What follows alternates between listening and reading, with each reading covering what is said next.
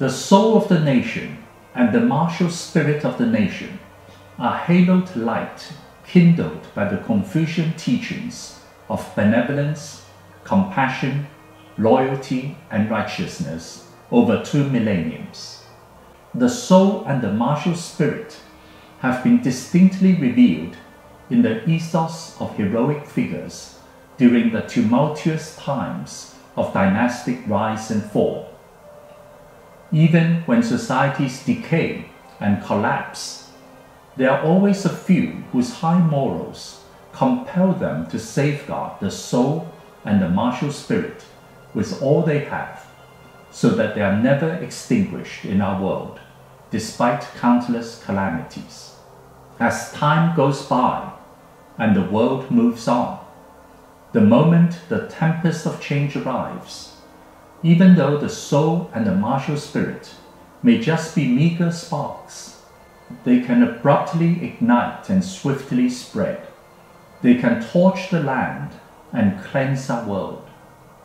Success and failure, survival and demise, follow the cyclical pattern of life, whereby defeat can turn into victory, death can lead to rebirth. All there is for the soul of the nation and the martial spirit of the armed forces to quietly change the hearts and minds of the people. Recalling the early years of the founding of the Republic of China, Dr. Sun Yat-sen, also known as the Father of the Nation, advocated the 3 principles of the people: nationalism, democracy, and livelihood. And the late President Kai-shek subsequently promoted the New Life movement. Their ideological premises are both rooted in China's millennia-old Confucian orthodoxy. Dr. Sun and President Chiang were dismayed at the decline of traditional culture and were determined to revive China's historical moral values as expressed in the 4 anchors and the 8 virtues. The 4 anchors being propriety, righteousness, integrity, and shamefulness. The 8 virtues being loyalty, filial piety, benevolence, compassion, truthfulness, justice, harmony, and peace. They knew too well that if the 4 anchors were not upheld, the nation would fall apart and perish. The moral values of Confucianism thus became the backbone of the Republic of China and the cornerstone of her politics and culture. Dr. Sun and President Chiang frequently invoked the colloquial saying, "Inherit the past and pioneer the future," to inspire and encourage people, earnestly hoping for the revival of the 4 anchors and the 8 virtues.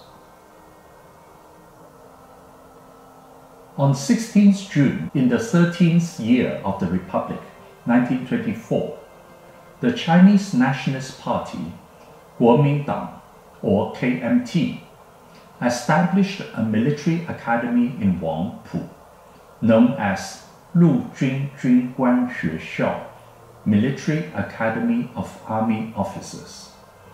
Dr. Sun and President Chiang painstakingly cultivated the moral character and integrity of the students. In particular, they regularly expounded the meaning of martial spirit to inspire the students and nurtured their willingness to sacrifice life for the cause of a democratic and free China. Now, at the centennial of the establishment of the Military Academy of Army Officers, I recount the beginnings of the Military Academy, the teachings of Dr. Sun and President Chiang on the ideals of martial spirit, and to propagate this spirit in the midst of unsettling time. On 2nd March, in the 12th year of the Republic, 1923, the general headquarters of the military government was officially established in Canton, with Dr. Sun Yat-sen assuming the position of Grand Marshal. In the first month of the 13th year of the Republic, 1924, Dr. Sun planned to build a revolutionary army to counter the warlord government of northern China and to save the Democratic Republic. On 24th January, he appointed President Kai-shek as chairman of the Preparatory Committee for the Military Academy. The entry on this day in the chronological biography of Dr. Sun Yat-sen states, Dr. Sun felt deeply that the main reason for the failure of China's revolution was that China only had a revolutionary party to fight on her behalf. She did not have a revolutionary army to fight on her behalf. When the Nanking government negotiated peace with Yuan in 1911, Dr. Sun realized it was not a wise move, but pushed by circumstance, he had no choice but compromise. The failure of the Second Revolution was also due to the absence of an army motivated by political idealism in the independent provinces. In the campaign against Yuan, in the campaign to uphold the constitution, the Revolutionary Party either partnered with untrained militias or with existing armies. They were completely unreliable and even turned against the Revolutionary Party in times of crisis. Now that the Kuomintang had restructured, people like Yang Ximing and Liu Zhenhuan still deceptively claimed allegiance to the revolutionary banner whilst pursuing their own private profit. Dr. Sun thus resolved to establish a genuine revolutionary army and assigned Chiang Kai-shek, who just returned from a study tour in the Soviet Union, to set up the military academy. 4 days later, on 28th January, Dr. Sun designated Wangpu to be the site for the military academy. Wangpu is an island in Pearl River, about 40 miles from Canton.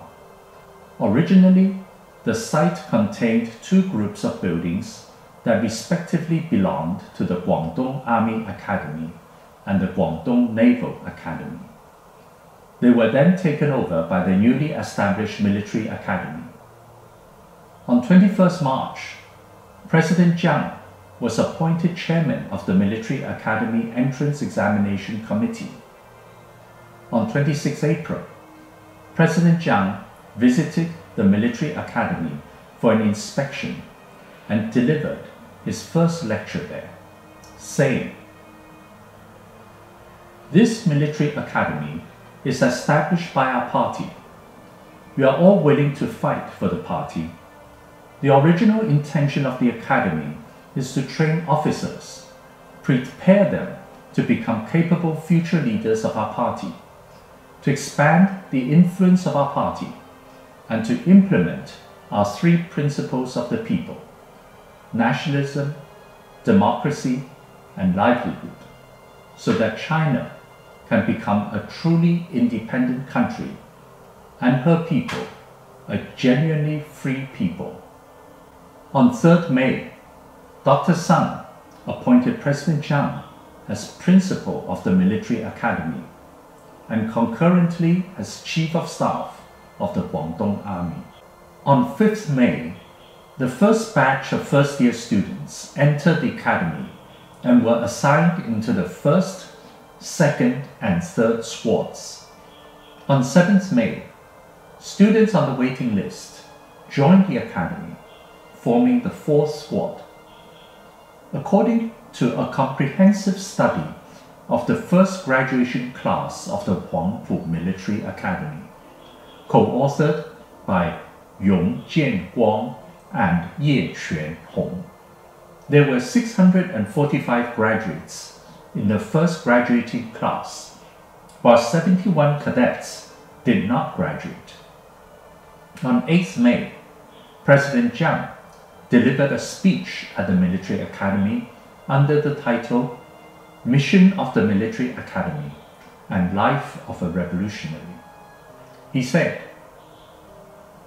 "Today is the first day all our comrades in the Academy meet each other.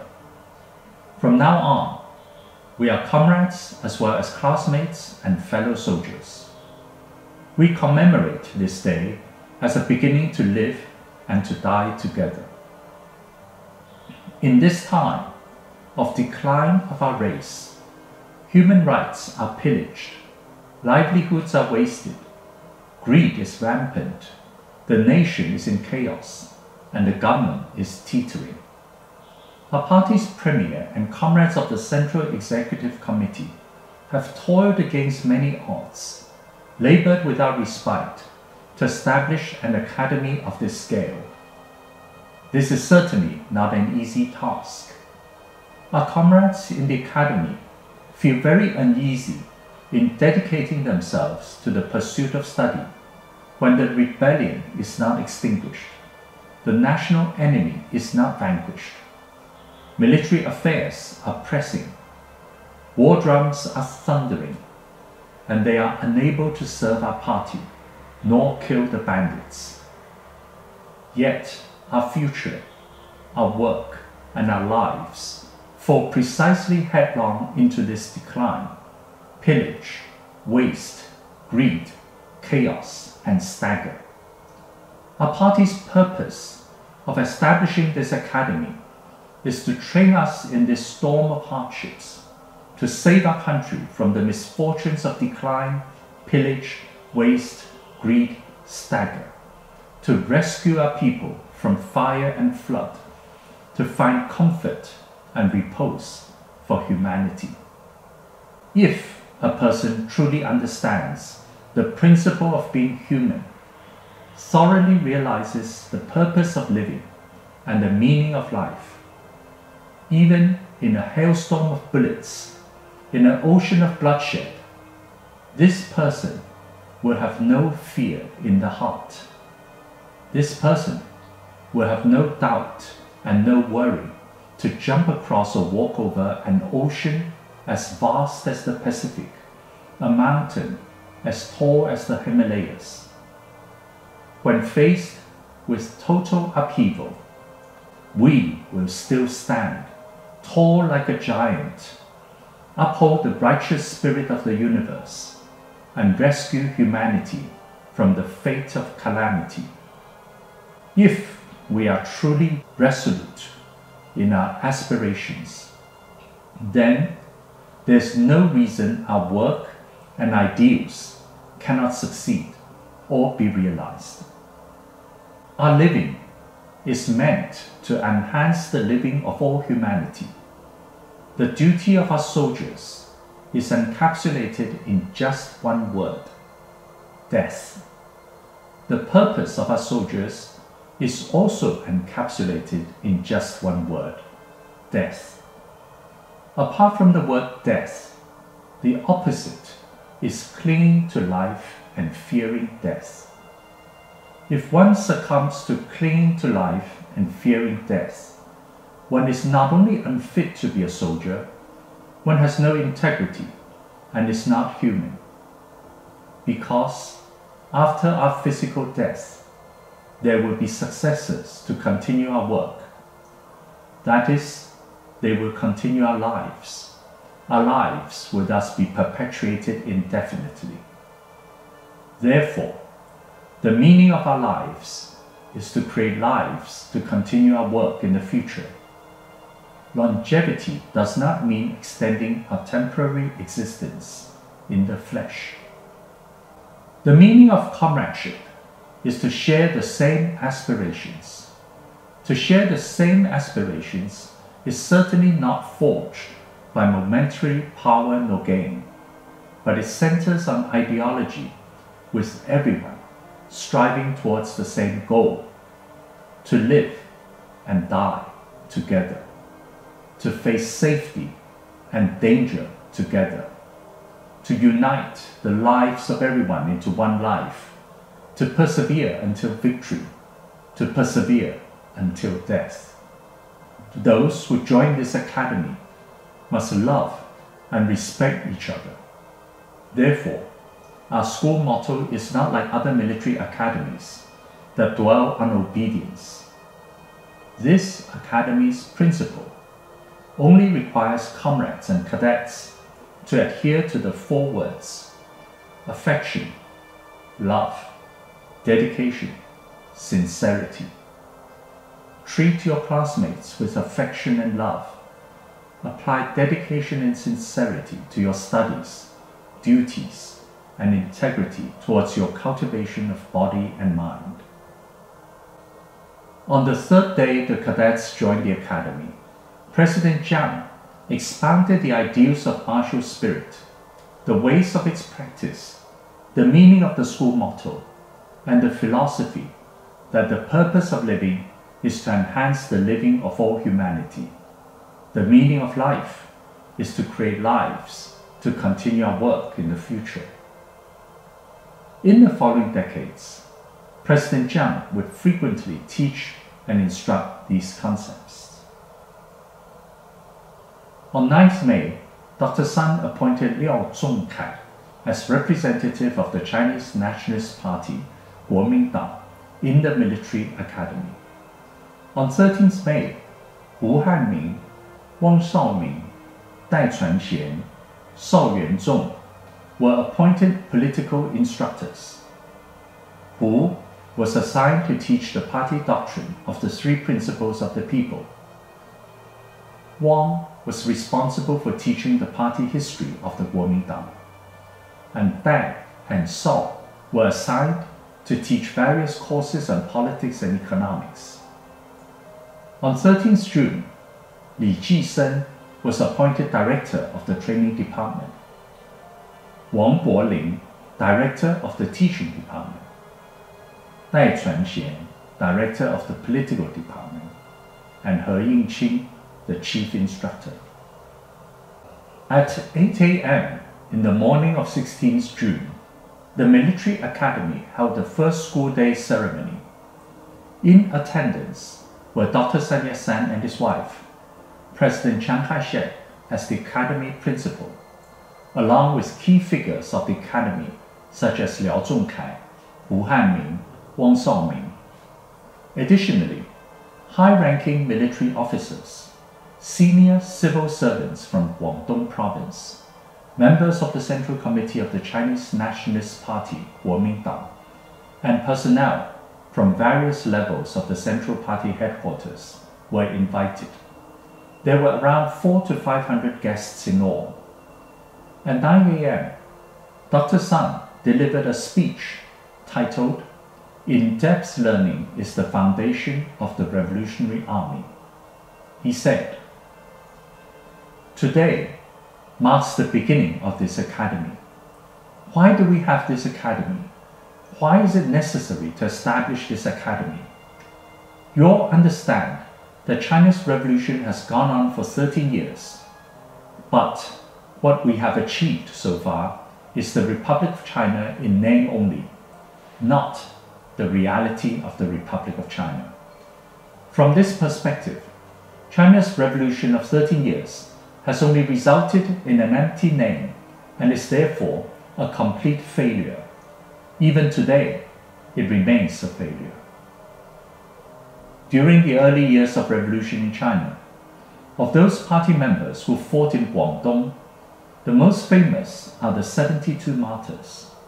Many of our party members who fought in other provinces also sacrificed their lives. Because of the struggles of these martyrs, as soon as the Wuchang uprising occurred, various provinces responded, overthrowing the Qing dynasty and establishing the Republic of China. Thus, a part of our revolution succeeded. However, after that, there is no revolutionary army to continue the aspirations of the Revolutionary Party. As a result, even though there is partial success, the average bureaucratic warlords today still dare to openly challenge and permute the political entity of the Republic of China. As for the foundation of the Republic, there is none whatsoever. The simple reason for this is that our revolution is only fought by the Revolutionary Party. It is not fought by a revolutionary army. Due to the absence of resistance from a revolutionary army, the average bureaucratic warlords seized control of the Republic, and our revolution cannot be completely successful. What is our hope for establishing this academy today? From this day on, we will recreate the revolutionary course and use the students in this academy as the foundation to establish a revolutionary army. You, the students, are the backbone of the future revolutionary army. With such a strong backbone, once the revolutionary army is established, our revolutionary course will succeed. If there is no powerful revolutionary army, the Chinese Revolution will always fail. Therefore, the sole hope of opening this military academy here today is to create a revolutionary army to save China from danger and demise. If everyone can equate death to happiness, then 100 people can fight against 10,000 people. If we have a revolutionary army of 10,000 troops now, we can immediately take over China, because the total number of troops opposing the revolution does not exceed 1 million at the moment. Since we do not have a revolutionary army of 10,000 troops now, the insatiable and tyrannical warlords have the effrontery to rampage across the country, committing all sorts of atrocities, harming the country in every possible way, and plotting daily to overthrow the Republic of China. Because I want to continue the Republic of China, to eradicate the insatiable and tyrannical warlords, I ask you not to fear death and follow the footsteps of the revolutionary martyrs.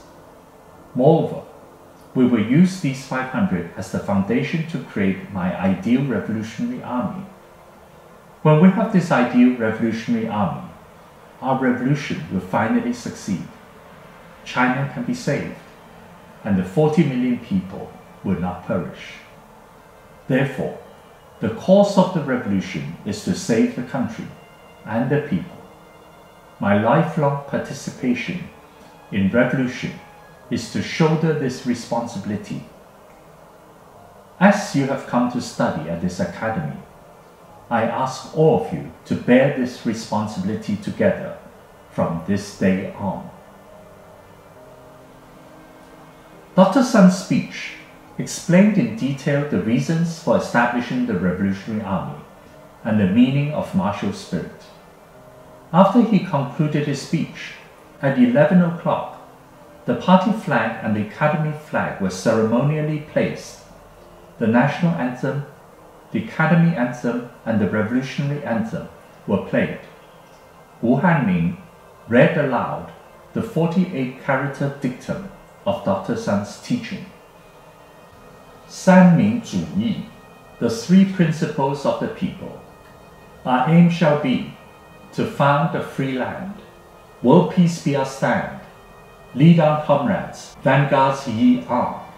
Hold fast your aim by sun and star. Be earnest and brave, your country to save. One heart, one soul, one mind, one goal. The 48-character dictum of the Founding Father was later adopted as the party anthem of the Chinese Nationalist Party in the 17th year of the Republic of China, 1928. On 3rd June, in the 26th year of the Republic of China, 1937, the Central Executive Committee of the Chinese Nationalist Party resolved to use the party anthem as the national anthem. The national anthem of the Republic of China thus came into being.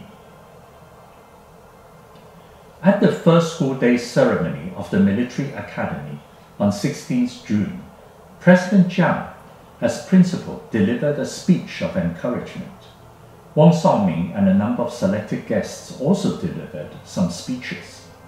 At 3 p.m. in the afternoon, Ying-chin, the chief instructor, commanded a military parade on the parade ground. The ceremony finished at 5 p.m. President Jiang led the singing of the Military Academy's anthem. The lyrics of this earlier version were composed by Chuan-hsien. They read, "Students abound, affection, love, dedication, sincerity, the three principles of the people, trumpet call of my revolution. Heroes of revolution, vanguards of the people, forge ahead over and over, follow the works of the martyrs. Fellow students, kindred spirits, happily accept these teachings. Bounded in life and in death, forget not our academy of this day. Blood will bloom into flowers, our academy we call home. Taste bitter hardships and avenge, strive to build our nation." Harking back to these faraway years of the founding of the Military Academy, respectfully reading the texts of the speeches and school anthem, the heart still grips and the soul still stirs. A century of wars and catastrophes, an ocean of blood and tears. How arduous is the journey of free China. The date 16th June in the 13th year of the Republic of China, 1924, is not only the founding day of the Military Academy, but also the founding day of the Revolutionary Army of the Republic of China.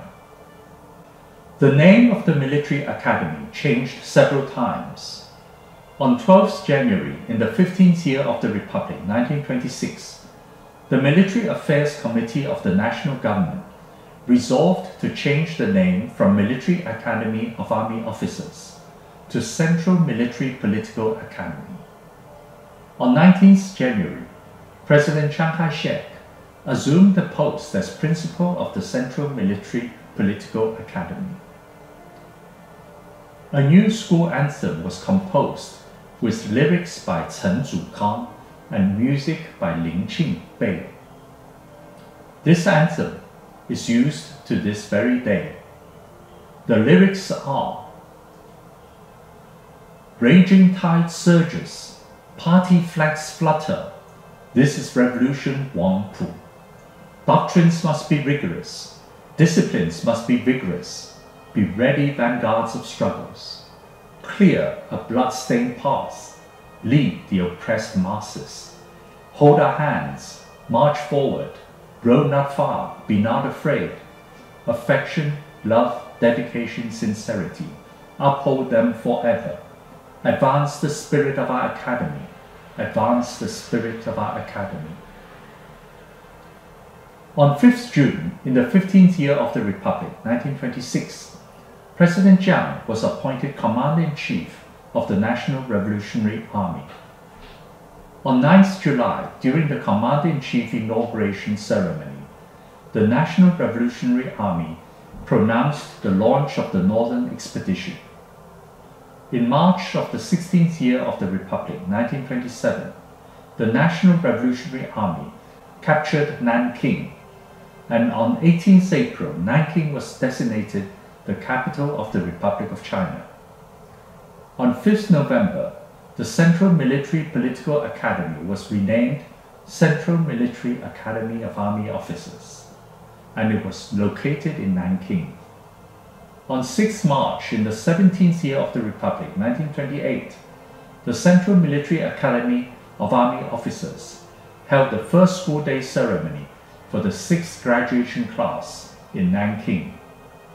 After China's victory in the War of Resistance against Japanese aggression, on 1st January in the 35th year of the Republic, 1946, the Central Military Academy of Army Officers was renamed the Republic of China Military Academy of Army Officers.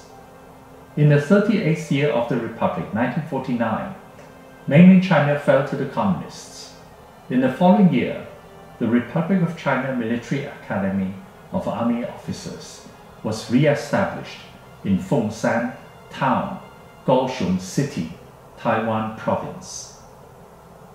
When President Chiang called on military officers to embody the martial spirit, apart from words of guidance and encouragement, he further used the ceremonial sword to alert and admonish. At the graduation ceremonies of military academies, graduates were specially presented with short swords, commonly called zhongzhen sword, zhongzhen being the original name of President Jiang, or chengren sword, chengren meaning martyrdom, or huangpu short sword, huangpu being the location of the original academy. The tradition of ceremonial sword started from the first three classes of Lushan Military Officers Training Corps, which took place between 18th July to 18th September in the 22nd year of the Republic, 1933. At the time, the Nationalist Army suffered a number of setbacks during the suppression of the Communists, and President Jiang ordered selected military officers to enroll in 3 separate training classes at Lushan, Jiangxi Province that year. It is said that at their graduation they were presented with short swords with the casted words, "Martial Spirit," to commemorate the Chinese Nationalist Party Northern Route Anti-Communist Bandit Military Officers Training Corps from Jiangxi, Guangdong, Fujian, Hunan, and Hubei provinces.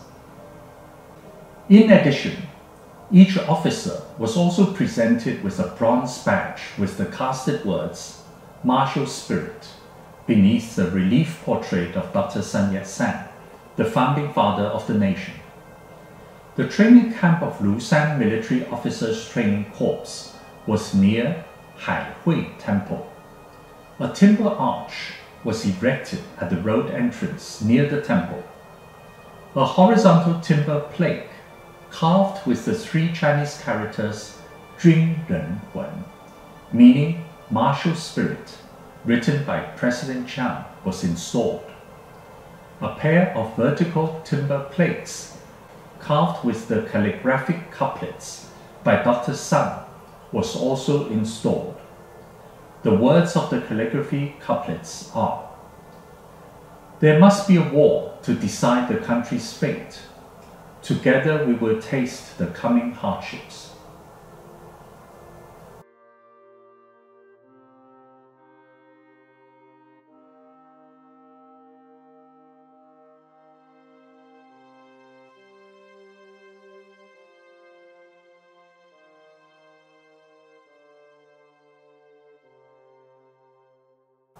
As Lushan Military Officers Training Corps endeavored to instill the martial spirit of the armed forces, at the graduation of the 3rd class on 18 September in the 22nd year of the Republic, 1923, Commander Chen delivered a speech titled, "Graduates Should Have Such Understanding."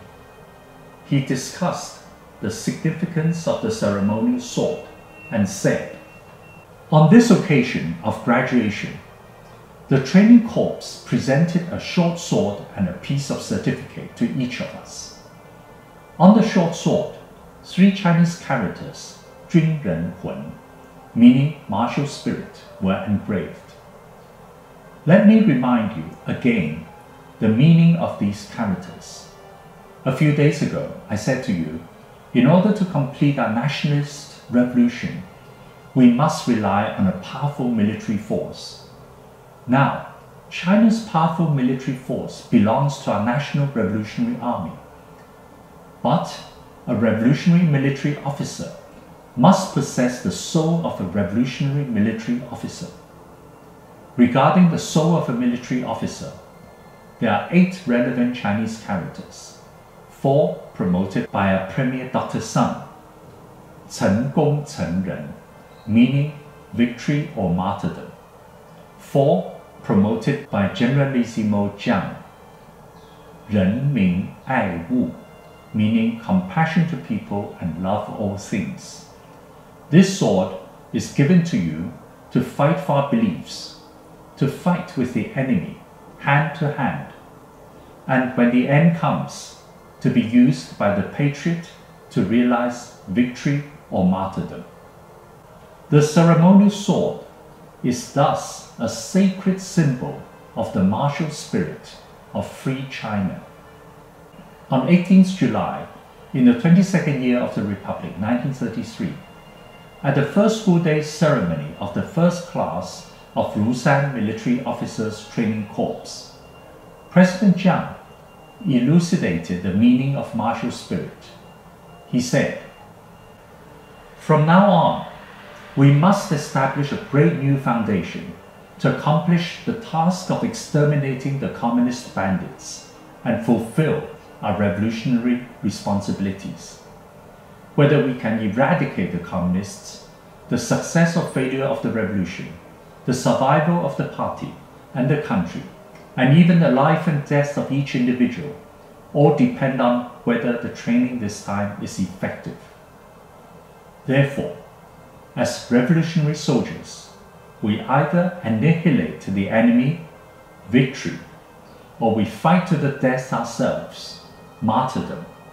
There's absolutely no excuse for surrender. We must have this kind of revolutionary spirit to fulfill Dr. Sun, our Premier's words of 1 against 100, 1 against 1,000, to eliminate the communist bandits and to establish a new foundation for a successful revolution. The Premier already told us that strength comes from faith and faith comes from thought. This principle is immutable.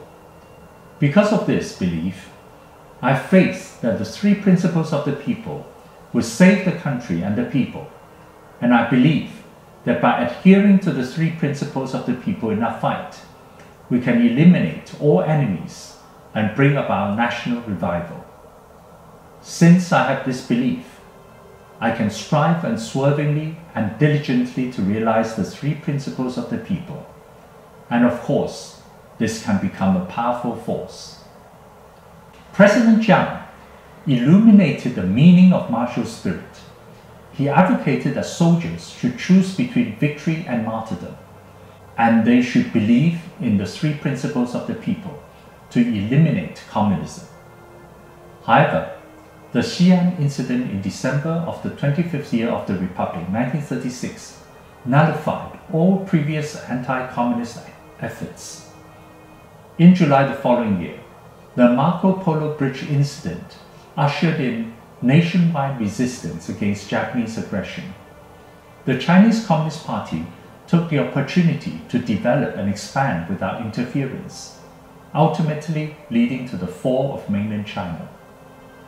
President Jiang's lines that the consequences of failing to eliminate the communists would result in the demise of the party and the country and death of each individual were nearly fully realized in the 38th year of the Republic, 1949, with the fall of mainland China. President Jiang's profound insight in the first paragraph was no less than prophecy. I have not had the honor to come across the ceremonial sword presented to the graduates of Lushan Military Officers Training Corps in the 22nd year of the Republic, 1933. President Jiang was nonetheless dissatisfied with the design of this batch of ceremonial swords. On 13th March in the 23rd year of the Republic, 1934, he wrote a letter to Pei-te, Director of the Training Directorate Department. It reads,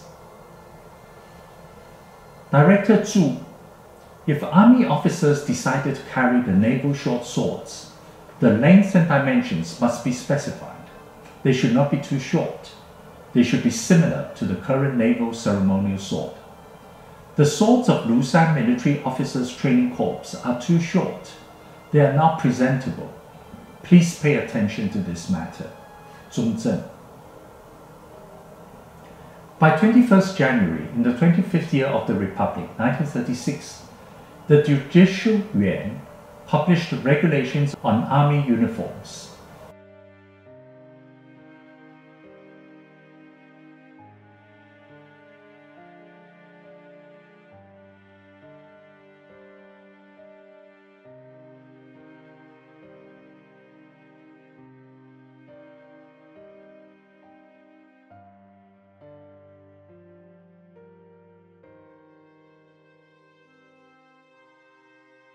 Under the column of short sword, it clearly specifies the dimensions of short swords with illustrative diagrams.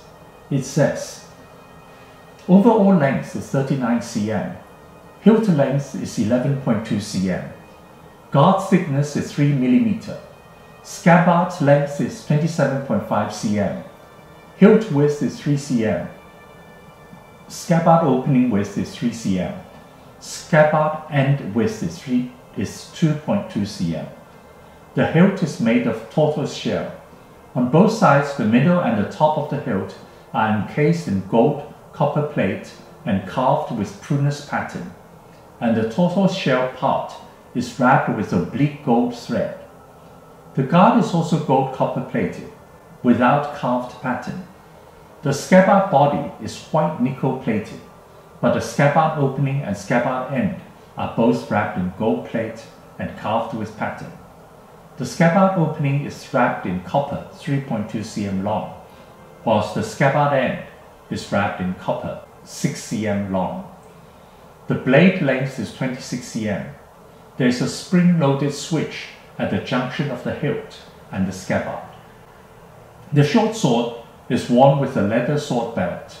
The belt is made of 2 layers of fine dark yellow leather, with a small leather strap on both sides of the belt opening, each with a double button and buttonhole, to be attached to the lower left side of the main belt. After the graduation of the first class of Lushan Military Officers Training Corps in the 22nd year of the Republic, 1933, 3 years later, the trend of ceremonial swords became ever more widespread, reaching out to all military cadets.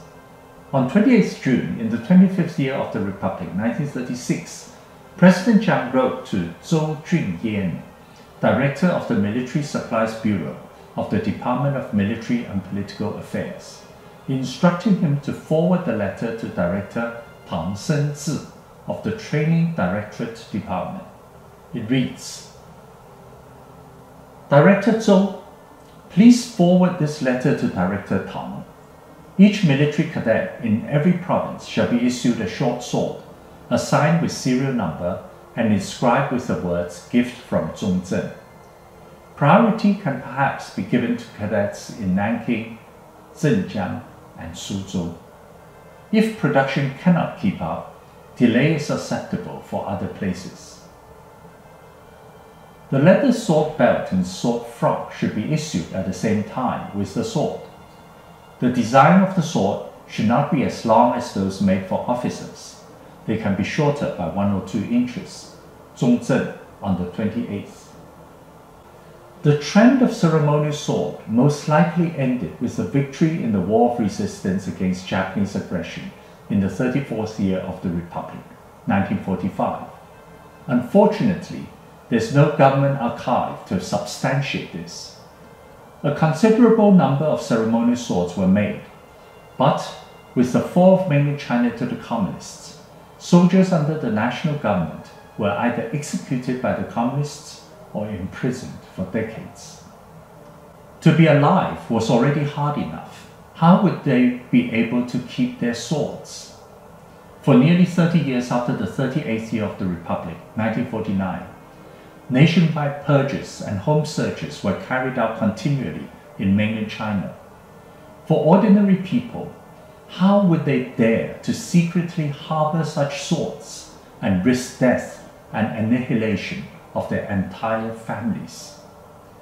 Therefore, many swords were disposed and destroyed. Now they have become difficult to find. Rare as they are, they bear immense historical and cultural significances. Even archaic bronzes from the Song and Zhou dynasties diminish in symbolism by comparison. In my collection, there are 2 treasured ceremonial swords from the army, 1 ceremonial sword from the Air Force, and a telescope from the Navy. They all have Chinese characters casted or incised, making them particularly unusual and precious.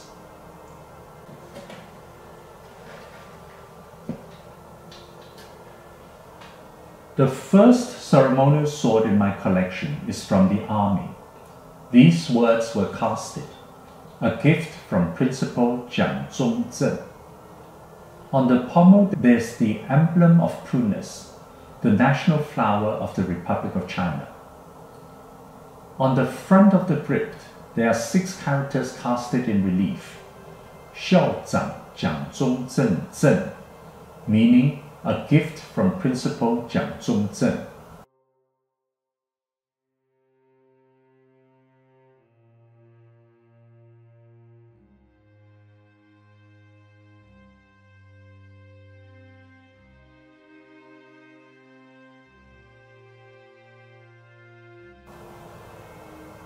On the back of the grip, there are 17 characters in 2 rows, casted in relief. 中央陆军军官学校特别训练班毕业纪念, meaning to commemorate the graduation of the Central Military Academy of Army Officers Special Training Class.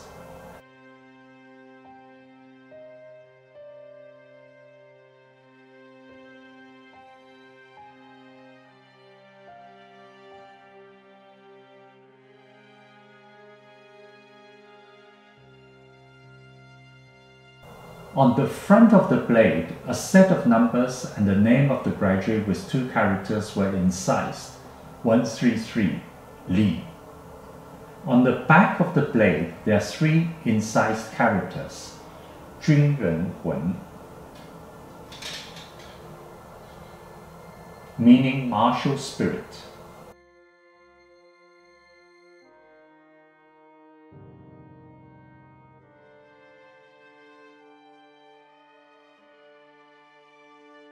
The crossguard is 5.5 cm wide, and the length from the hilt to the end of the scabbard is 40 cm.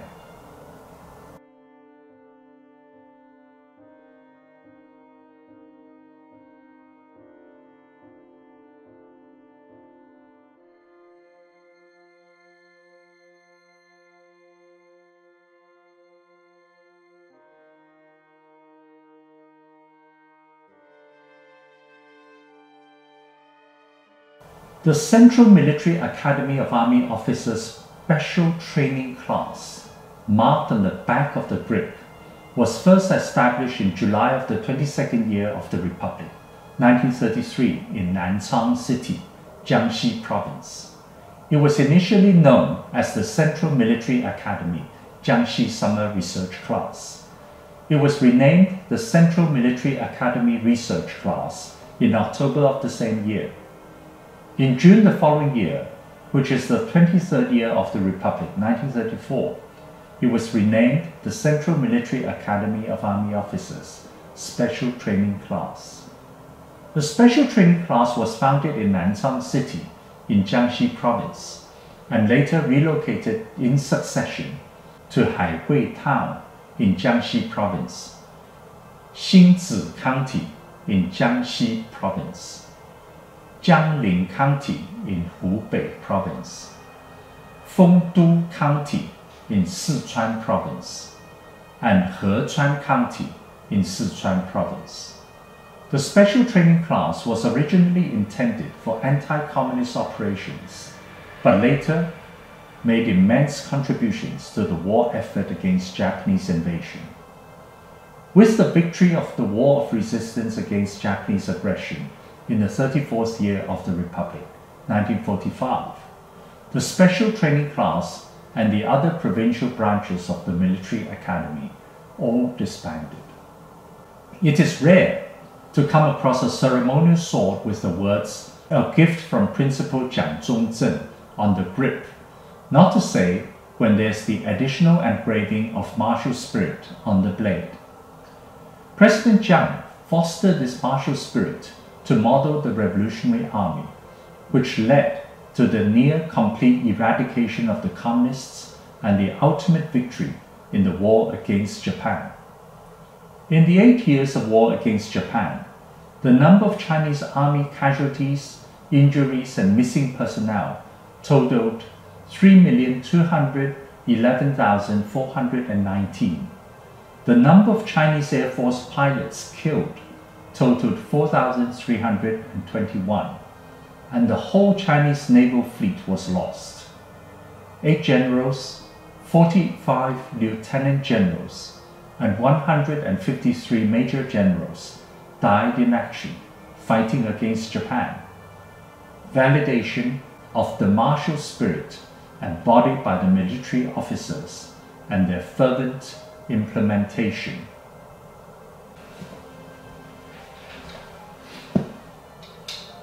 The second ceremonial sword in my collection is also from the army.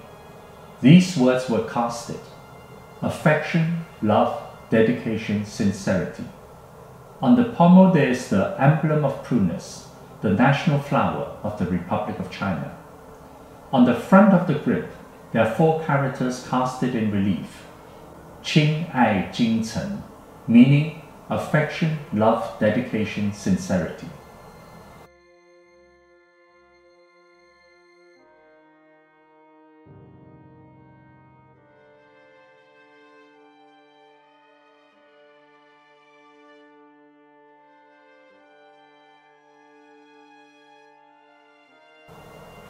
On the back of the grip, there are 24 characters in 2 rows casted in relief: 中央陆军军官学校第12期广州分校学生总队毕业纪念, meaning to commemorate the cadet graduation of Class 12 of the Central Military Academy of Army Officers, Canton Branch.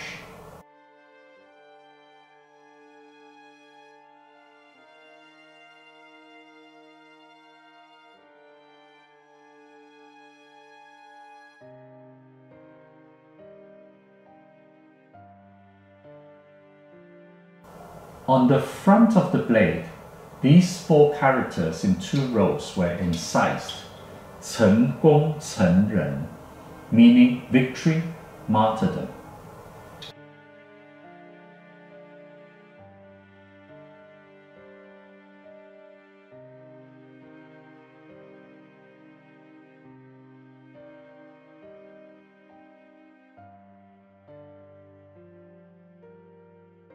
The crossguard is 5.5 cm wide, and the length from the hilt to the end of the scabbard is 40 cm.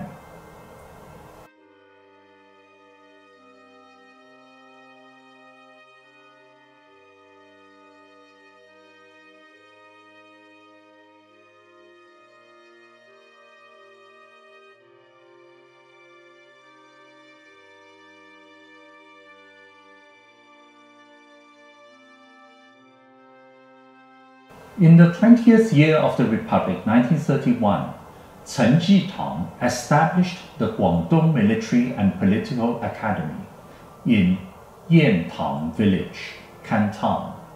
It is also known as the Yantang Military Academy. The first cadet class graduated from the academy in July of the 23rd year of the Republic, 1934. In the 25th year of the Republic, 1936, the Nanking National Government took over the Guangdong Military and Political Academy, and it was reorganized as the Central Military Academy of Army Officers, Canton Branch.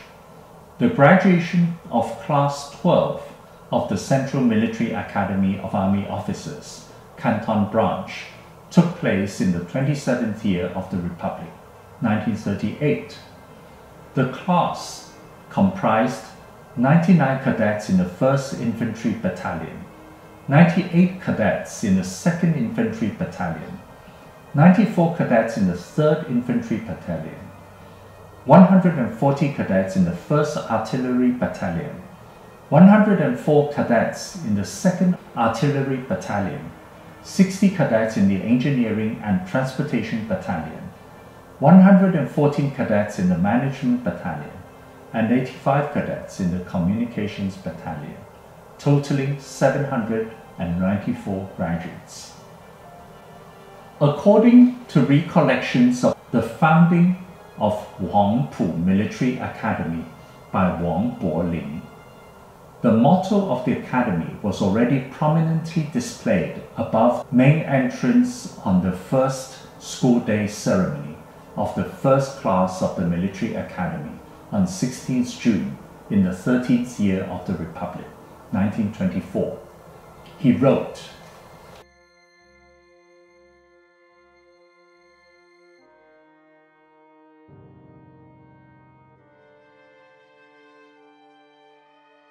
starting from the main gate, lanterns and decorations were hung up high. The horizontal plaques and calligraphic couplets in particular have sentences with striking admonitions. The writings were not like the old good luck nor the fashionable tomorrow, today contents. The school motto, affection, love, dedication, sincerity, was the first to be displayed above the main gate, and the plaque above the second gate proclaimed our mission: inherit the past and pioneer the future. There were many more calligraphic couplets, but unfortunately I did not write them down. The Military Academy of Army Officers vigorously promoted its motto, affection, love, dedication, sincerity, since the founding day, and the characters on the sword grip are reminders like morning bell and evening drum to future officers. The blade is further incised with President Jiang's encouragement, victory, martyrdom, meaning, as revolutionary soldiers, we either annihilate the enemy, victory, or we fight to the death ourselves, martyrdom. The sword is a sculpted motto to be carried into marches and battles.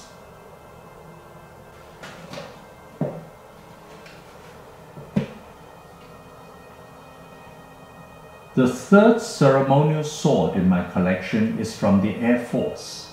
These words were incised: nation's land unrecovered is a soldier's disgrace. At the pommel and grip, there is the divine eagle emblem, the symbol of the Air Force of the Republic of China.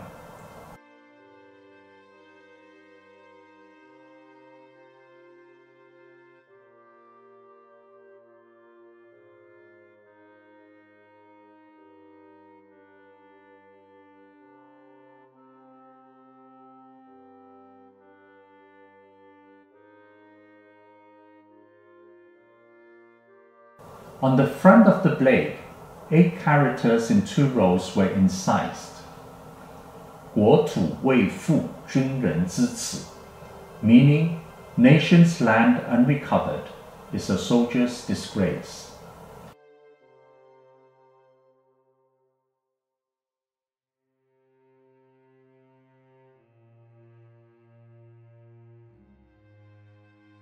The crossguard is 7 cm wide, and the length from the hilt to the end of the scabbard is 37.5 cm.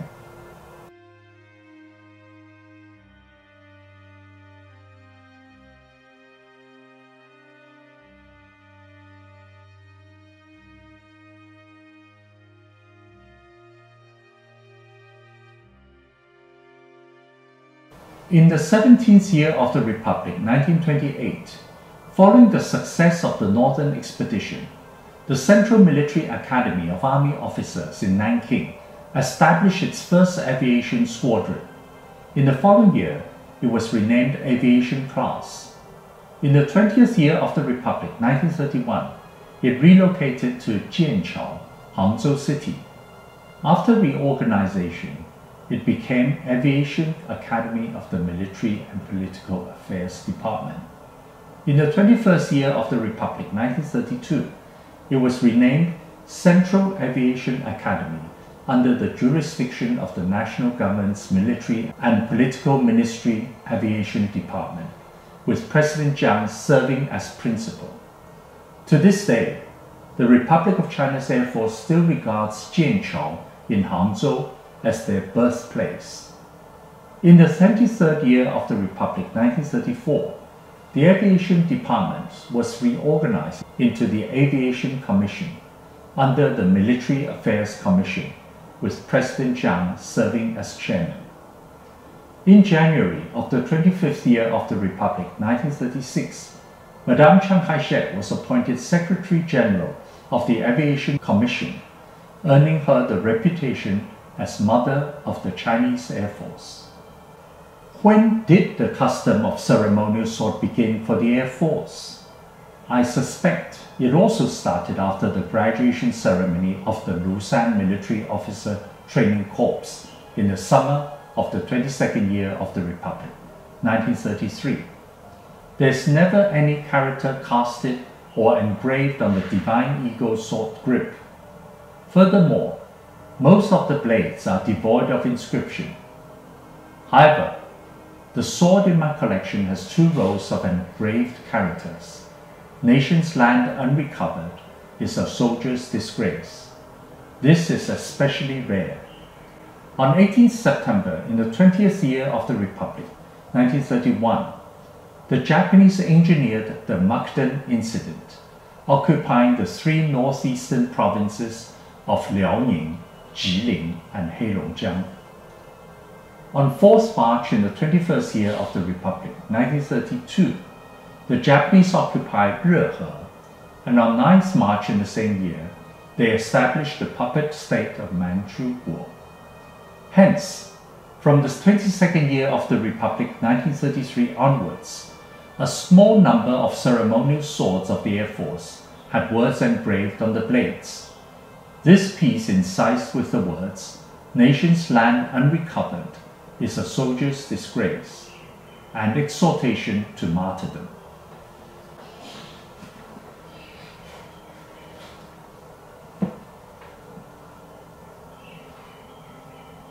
The 4th item, a telescope, is from the Navy. These words were incised, Huangpu, Naval Academy. The diameter of the objective lens is 3.7 cm.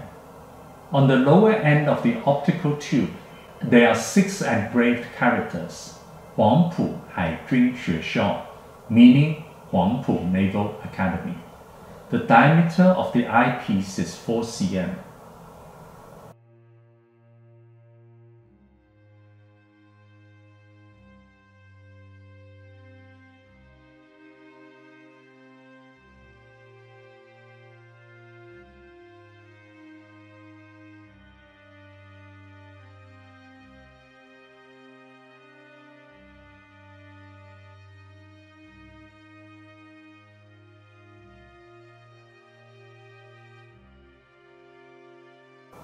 At the front of the lower end of the extended optical tube, a line of English words and a line of numbers were incised.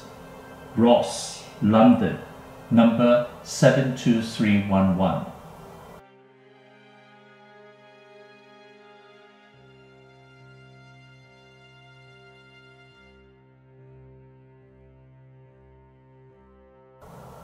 At the back of the lower end of the extended optical tube, 2 lines of English words were incised. G. Falconer and Company Limited, Hong Kong.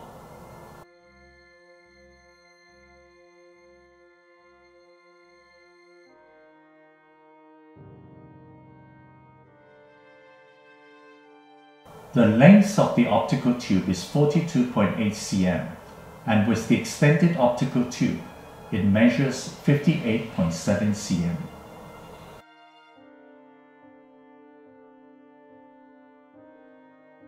The history of Huangpu Naval Academy dates back a long way. In the 13th year of the Guangxi reign, 1887, Zhang Zidong, the Viceroy of Guangdong and Guangxi provinces, and Hu Da-chen, the governor of Guangdong province, established the Guangdong Army and Navy School in Huangpu. In the 19th year of the Guangxu reign, 1893, Li Hongzhang, the viceroy of Guangdong and Guangxi provinces, renamed it Guangdong Huangpu Naval School. In the 30th year of the Guangxu reign, 1904, it was renamed Guangdong Naval Torpedo School. In the 33rd year of the Guangxu reign, 1907, it was renamed Guangdong Naval Industrial School. In the first year of the Republic, 1912, it was renamed Guangdong Naval Academy. In the 13th year of the Republic, 1924, Dr. Sun established the Military Academy of Army Officers on the same site. In the 19th year of the Republic, 1930, the Military Academy of Army Officers relocated to Nanking. The Naval Academy was reinstated and renamed Huangpu Naval Academy. In the 26th year of the Republic, 1937, the War of Resistance against Japanese aggression broke out, leading to the relocation of the Academy.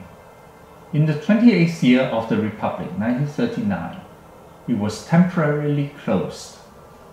After China's victory in the War of Resistance against Japanese aggression, there were plans to reopen the Academy, but mainland China soon fell to the Communists.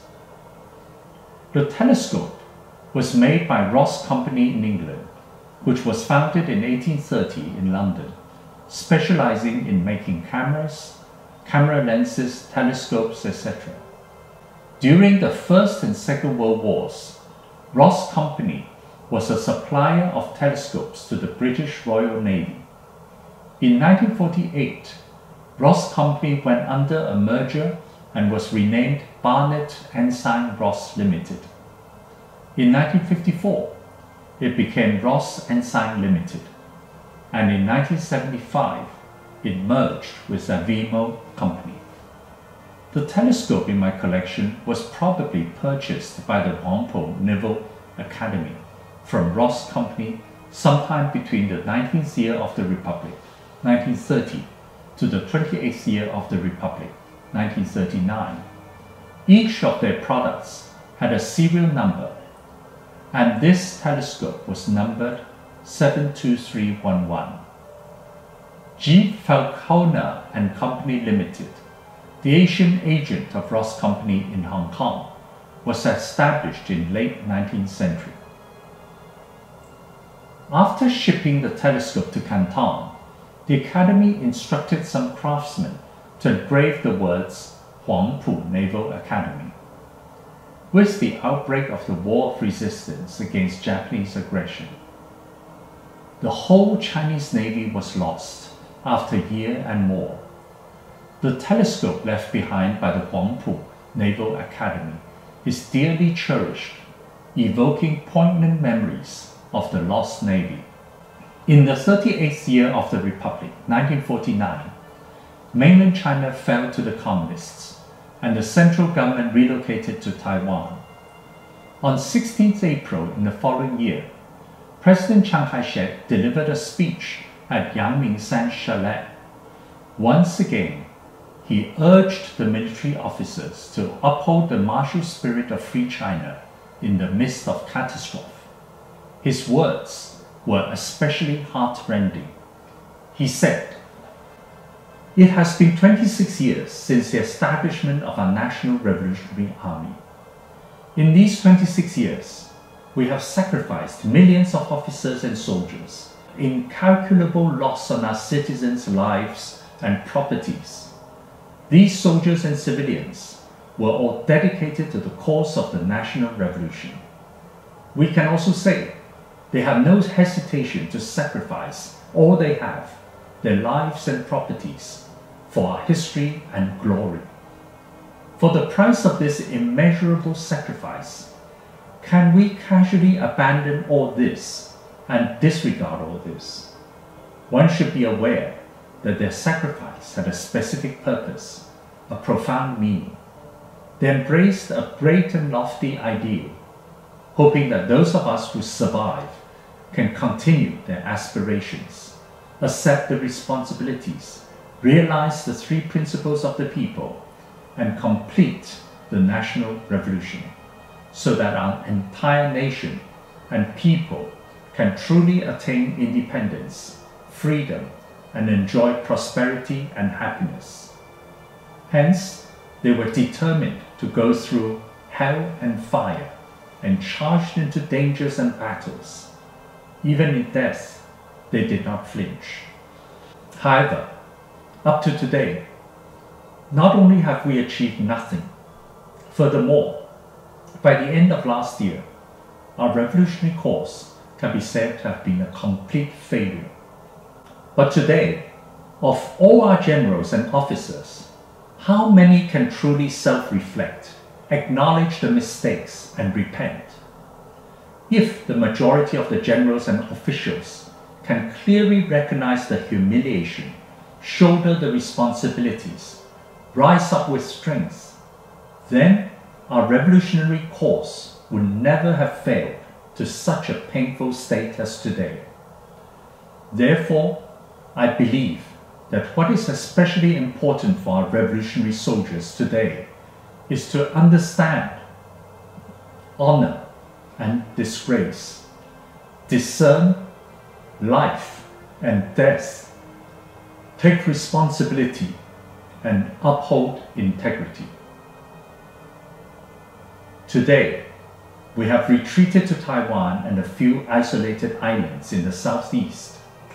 We have truly reached the final critical stage with nowhere else to retreat. If our senior generals who defend the country do not thoroughly comprehend the issue of personal life and death and continue to act as shameful cowards like in the past, afraid of death, surrender when captured, then not only will you fail to protect your family, but you will also bring endless shame to the nation, the people, the party, and the revolutionary history. Coming to Taiwan is the final moment of life and death for our revolution. If, unfortunately, we fail, then we will have to fulfill our duty to die for the country. Cross-referencing the aforesaid, you know that I never spoke lightly of the word death before. Here, in particular, we must act according to our words and follow through with our words. You can understand the seriousness of my words. In summary, from now on, we are left with one choice only. That is, to launch a counter-attack on mainland China, to eliminate the communist bandits, to achieve complete victory. We can then avoid death.